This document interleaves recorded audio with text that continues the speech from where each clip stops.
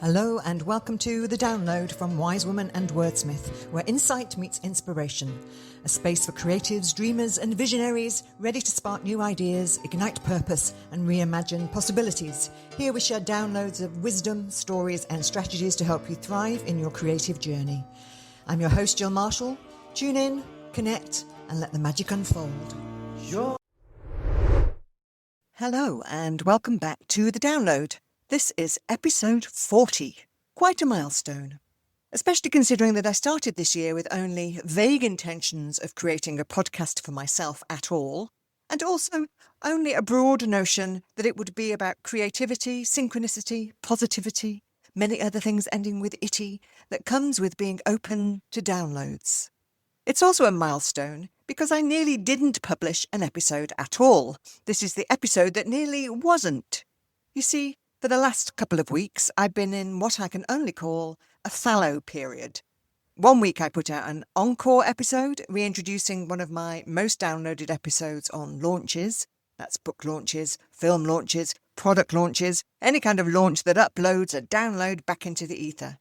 It felt a bit cheaty, to be honest, but it's a recognised practice in podcasting and perhaps a way to bring in new listeners. And then the next week I put out nothing. Crickets, tumbleweeds blowing silently down a dusty street. And that was entirely deliberate, although at the time it didn't feel like a decision as such. Again, being honest, I felt like I couldn't be bothered.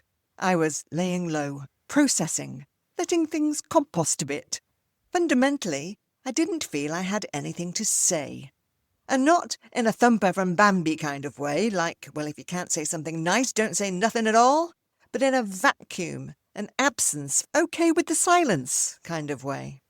And I want to talk about that today, about fallowness, about the empty chair moments in life, where nothing seems to be happening on the surface, and about how it's not wrong to do nothing. I believe we live in a world that finds fallowness threatening. Everything urges us to keep producing, keep speaking, keep posting, keep churning, keep doing. If you've got a weekly podcast, you're supposed to publish every week. The algorithm demands it. And what about other requirements to produce stuff? Your bosses demand it. Your deadlines demand it. Your families demand it. And for so many of us, even if we don't have a boss breathing down our necks, we have an internalised boss, an inner critic that tells us we're lazy if we rest, we're uncommitted if we pause, or we're irrelevant if we go quiet. The truth is, fallow time is essential. It's not failure, it's not avoidance, it's part of the natural cycle. And it doesn't, unfortunately, always coincide with your 2-week trip overseas. In agriculture, a fallow field is a field that's left unplanted for a season or two. The farmer doesn't do that because they're feeling lazy or they can't be bothered. They do it because the soil needs rest, because constant planting and harvesting exhausts the ground, and nothing can grow if there isn't a season of nothing. And when I think about that, I realise how deeply we need to remember it in our lives, especially our creativity and our relationships and even our bodies. Carl Jung, who I've spoken about often here, and yes, you knew I'd mention him, he saw these periods of emptiness as part of individuation, the ongoing process of becoming who we really are. There's always a death phase before a rebirth, always a descent before an ascent. You can't skip the void. The empty chair moments are thresholds, liminal spaces where the old is gone and the new hasn't yet quite appeared. And Jung isn't the only one. Clarissa Pinkola Estés is a Mexican-American poet, a Jungian psychoanalyst and a cantadora, a storyteller in the Latina tradition. Her book, Women Who Run with the Wolves, explores the feminine psyche through myths, fairy tales, and folk stories from many cultures. Here she talks about the wild soul needing time in the dark and under the ground, the need for hibernation, for the soul's winter, and without it, the psyche starves.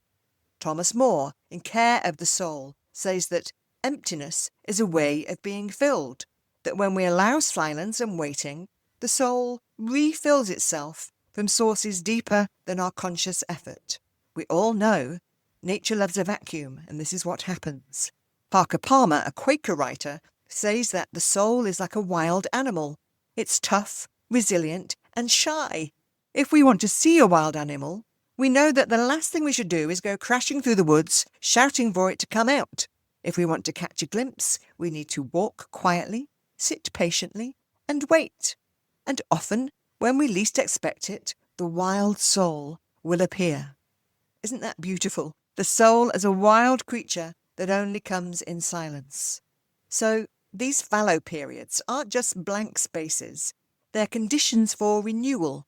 They're the soil regathering itself. The psyche gathers strength and the soul animal creeps near. And yet, these periods are uncomfortable because on the surface it feels like nothing is happening. The field looks bare. The Apple podcast feed looks empty. The journal pages stay blank. SharePoint isn't filled with the files you were meant to fill it with. People might think you've dropped the ball. And in a culture that worships productivity, it's hard not to internalise that voice. I had all those thoughts these last couple of weeks. Should I just push something out? Should I apologise to the audience? Should I scramble to fill the space? But something in me said no, that the authentic thing was to wait. This podcast, to be fair, isn't a job, it's not a contract, it's something I do for pleasure, for meaning, for you and for me. It's a living thing, and living things have rhythms. So to misquote comedian Vic Reeves, I let it lie. Sometimes, actually, that is the wisdom. Let it lie. Don't poke it, don't prod it, don't force it. Whether it's an argument, a creative project, an upcoming sales call, a podcast episode, sometimes the kindest, truest thing is to let it lie for a while. Now, a question that might arise is, how do you know when to let it lie? For me, the clue is often in the difference between a should and a want. If I'm doing something because I think I should, or someone else thinks I should, because someone else expects it, or because the inner boss in my head insists on it, then that's usually a warning sign. Will anyone mind if you don't do it? Or if we're really honest, will anyone even notice? Try asking yourself the question, do I? When your to-do list is out of control and you're constantly shouting at yourself that you have to do the next thing and the next and the next. Just stop, pause and ask yourself, do I really have to? Or am I telling myself that because there's some payoff for me that I haven't recognised or investigated? Sometimes the body gives the signal too. If the very thought of it makes you feel sick, dizzy, anxious, or bone-tired, then maybe don't do it right now. Don't force yourself to go to that party where you know you'll have to make small talk that you hate and you'll come home exhausted. Don't make that speech that you've been told will be good for you because it will face your fears, expand your boundaries, and so on. Says who? It might send you into a decline that severely shuts down your boundaries forever afterwards. Don't reply to the email that makes you so cross. Do you have to? Do you have to do it now, or later, or even at all? Of course, there are times you do have to. Life has responsibilities. But often you don't. And often, if you wait, the energy shifts. The authentic response reveals itself. Sometimes the best thing you can do is just let it lie. And here's the paradox, for which I don't have an explanation. The week that I put out nothing, the downloads spiked. Not just a little, but significantly. People found the podcast and downloaded every episode, or returned to it, or listened to some back episodes. I don't know what was doing that, but it made me wonder, is there something about silence itself that creates a kind of resonance, a vacuum people are drawn into? Or was it just coincidence? I don't know, but I know it felt important. And as for that fallow field, there's also the seasonal rhythm of it. As I record this, it's the start of October. Now, I'm in the southern hemisphere, so for me it's spring. Blossoms, lengthening days, new shoots, and my great delight, beautiful burgeoning cherry trees. But in my body's memory, October still smells like autumn. Fresh pencils, back to school, scarves and coats and hats, damp leaves, apples for bobbing, wood smoke from fireplaces in homes and in cosy pubs. October has always been my favourite month. It's autumn and harvest. And harvest itself is a paradox. It's abundance, yes, the fullness of the fields, but it's also emptiness, because once the grain is gathered, the fields are bare, the ground looks empty, and then it rests. That's fallow time again. So maybe harvest is the perfect metaphor for where I'm at. Something's being gathered in, the first 39 episodes, a season of creative work, stories told, and now there's a pause. The field looks empty, but something is already happening beneath the surface. And here's what's in the new crop. You see, October also feels for me like a season of friends and friendship.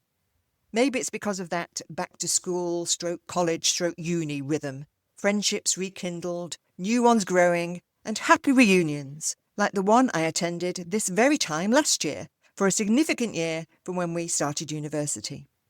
It's even more the season of friends, because this particular year is full of milestone birthdays among my friends. 30, 50, 60, 65, and like the cantadora, Clarissa Pinkola Estés, one friend who's even turning 80. There's also my big number birthday coming up soon, another reason why I love October. So what I want to do in the coming weeks is a kind of season of friends, telling stories, celebrating friendships, honouring companions, exploring what it means to walk these decades together. I'm going to start with one outstanding global download connecting people around the world via one very cool friend, and then share more downloads and examples of synchronicity, celebrity, royalty, and even miracles that have made their way into these friendship tales, including a friendship encore in the same season for a dear, dear friend who died. So many thresholds. So many markers of time, so many memories and keepsakes to share. It doesn't matter which story comes first. What matters is that we step into the season with intention. So, episode 40 is all of this. A pause, a threshold, a harvest, a fallow field. It's a reminder that it's not wrong to do nothing, that waiting, silence, resting are not failures but authentic parts of the cycle. That sometimes the empty chair has its own presence. The field looks bare, but underground the soil is replenishing, the soul animal is moving nearer, the next season is gestating. And maybe it's a reminder for you too, if you've been in a fallow patch, if you've been feeling like you can't be bothered, if you've had nothing to say. Maybe it's not wrong. Maybe it's the most authentic thing you can do. So, thank you for sitting with me in this fallow field. Next week, we'll begin the season of friends. But for now, this is the pause, the marker stone, the threshold. This is episode 40.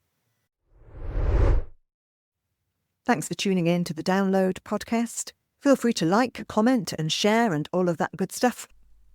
And for more about my books, mentoring or business services, please check out girlpowerpublishing.com. Also, I'd love to hear more about your intuitive hits and downloads. So do find me on LinkedIn, Facebook, YouTube and more.